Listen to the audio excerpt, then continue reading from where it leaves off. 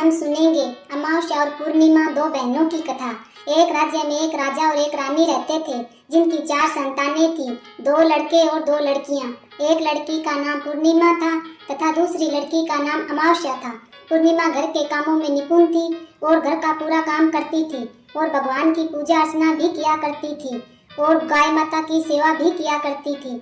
और उसकी दूसरी बहन अमावस्या ना ही घर का कोई काम करती थी, ना ही भगवान की पूजा अर्चना करती थी और ना ही गाय माता की सेवा करती थी। पूर्णिमा सर्वगुण संपन्न थी, फिर भी राजा और रानी अपने दोनों बेटों और पुत्री अमावस्या को ही प्यार करते थे और वह पूर्णिमा से प्यार नहीं करते थे, उसके साथ भेदभाव करते थे। राजा के पुत्र और पुत्री धीरे धीरे बड़े हो रहे थे। जब वे बड़े हो गए, राजा ने अपने दोनों पुत्रों का विवाह योग्य कन्याओं के साथ करा दिया।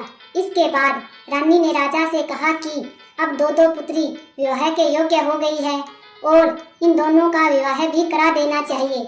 लेकिन पुत्री अमावस्या का विवाह किसी बड़े खानदान में कराना और पूर्णिमा का विवाह किसी गरीब परिवार में कराना, क्योंकि पूर्णिमा को केवल भगवान की पूजा पाठ करना ही पसंद है और गाय की सेवा करना। अब रानी ने राजा को दोनों पुत्रियों का रिश्ता तय करने के लिए भेज दिया।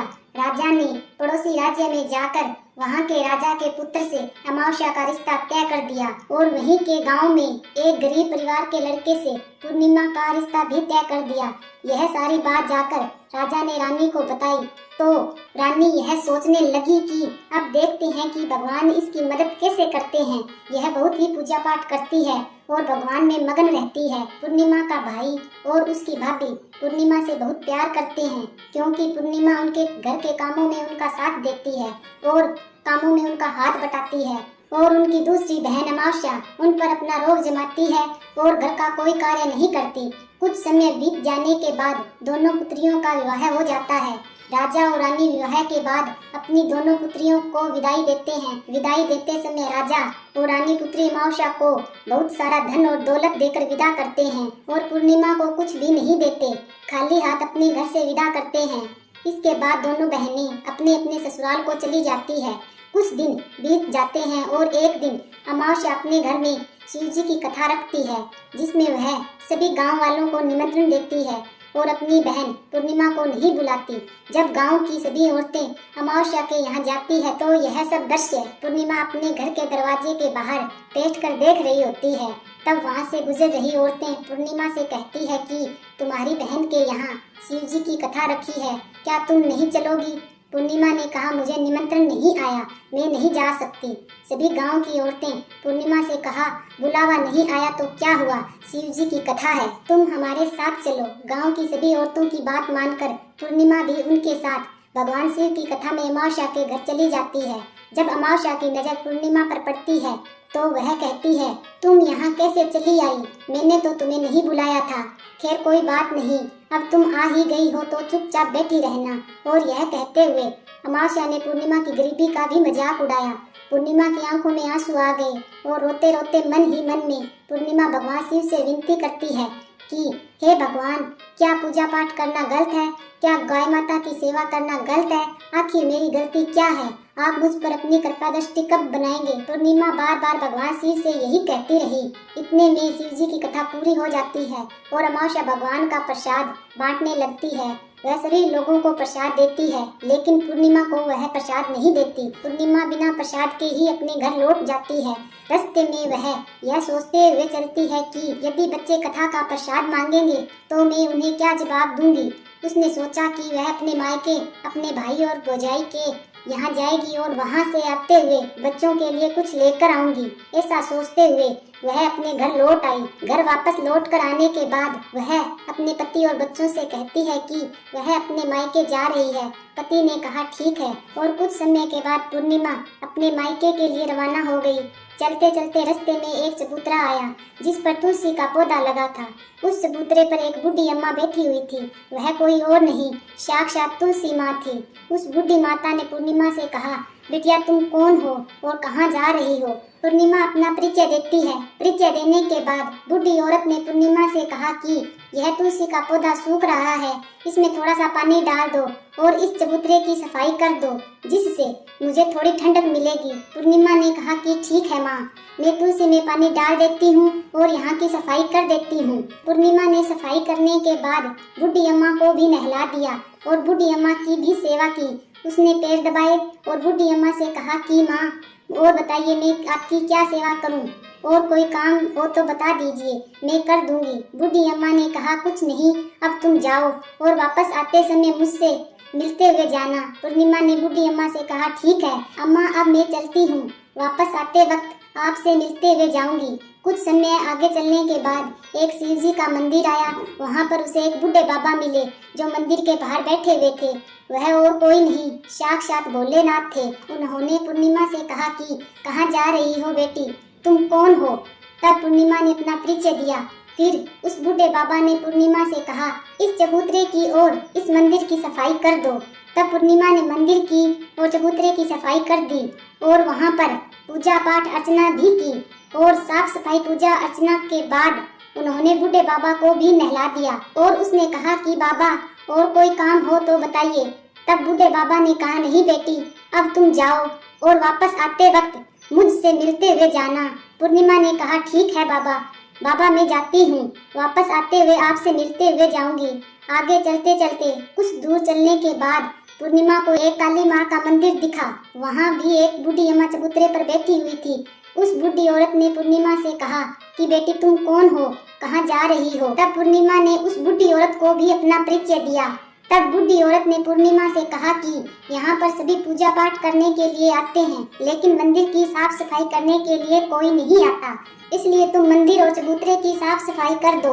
पूर्णिमा ने कहा ठीक है माँ, और पूर्णिमा मंदिर और चबूतरे की साफ सफाई कर देती है और पूजा पाठ भी करती है और माता जी का श्रृंगार भी कर देती है और उस बूढ़ी अम्मा को भी नहला देती है और बूढ़ी अम्मा के पैर दबाती है और कहती है कि सभी काम हो गया माँ, और कोई काम हो तो बताइए। बूढ़ी अम्मा कहती है कि नहीं बेटा, अब तुम जाओ, लेकिन वापस आते वक्त मुझसे मिलते हुए जाना। पूर्णिमा कहती है ठीक है और वह आगे चली जाती है।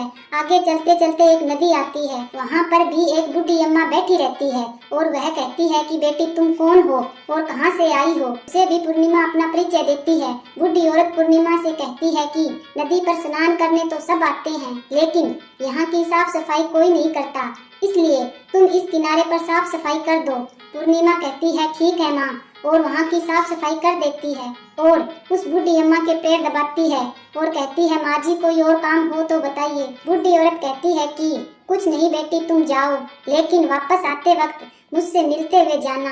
और वह नाव में बैठकर नदी के दूसरे किनारे पहुंच जाती है और वह अपने मायके के घर पहुंच जाती है। वहां पर पूर्णिमा के भाई और भाभी उसे देखकर बहुत खुश हो जाते हैं। पूर्णिमा की बहुत खातिरदारी करते हैं और उससे बहुत सारी बातें करते हैं और कहते हैं कि बच्चों को भी साथ लेकर आती तो बहुत अच्छा होता। अब कुछ समय बाद पूर्णिमा ने वापस अपने ससुराल जाने को कहा तो उसकी भाभी ने उसके लिए एक साड़ी दी और थैले में बच्चों के लिए कपड़े और खाने पीने की कुछ चीजें रख दी और कहा कि तुम बहुत दिनों बाद आई हो। और पूर्णिमा की भाभी ने यह थैला पूर्णिमा के हाथ में दे दिया और कहा कि जाओ और जल्दी वापस आना। इसके बाद पूर्णिमा वहां से अपने ससुराल के लिए रवाना हो गई और उस नदी के किनारे पहुंची और नाव में बैठकर दूसरे किनारे पर उतर गई। वहां पर उतरने के बाद वहां पर उसे वही बूढ़ी अम्मा मिली जो साक्षात गंगा माँ थी। उस बूढ़ी अम्मा ने पूर्णिमा को एक थैला दिया और कहा कि इसे तुम अपने घर जाकर ही खोलना। अब पूर्णिमा के पास 2 थैले हो गए थे। उन्हें लेकर पूर्णिमा वहां से रवाना हो गई। आगे कुछ दूर चलने पर काली माँ का मंदिर आया। वहां पर काली माँ बूढ़ी माँ के रूप में विराजमान थी। उसने कहा आ गई बेटी पूर्णिमा। पूर्णिमा ने कहा हाँ माँ जी मैं आ गई। तो काली माँ ने उसे एक थैला दिया और कहा यह थैला अपने घर जाकर खोलना। अब पूर्णिमा के पास 3 थैले हो गए थे। तीनों थैले लेकर पूर्णिमा आगे बढ़ी। कुछ दूर जाने पर शिव जी का मंदिर आया। जहाँ बूढ़े बाबा के रूप में शिव जी स्वयं विराजमान थे। बूढ़े बाबा ने कहा, पूर्णिमा तू वापस आ गई।